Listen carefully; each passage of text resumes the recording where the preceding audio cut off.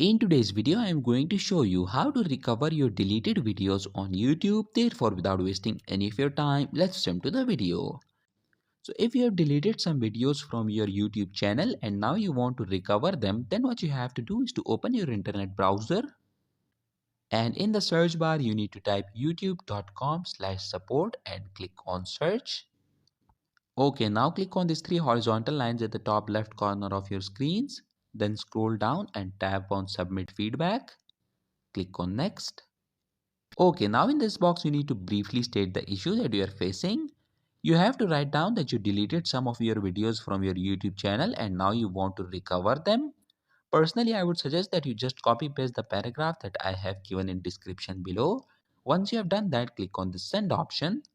And after you click on send, within the next 24 hours, your deleted videos on YouTube will be recovered. So that was it for this video and I'll see you guys in the next one. Peace out.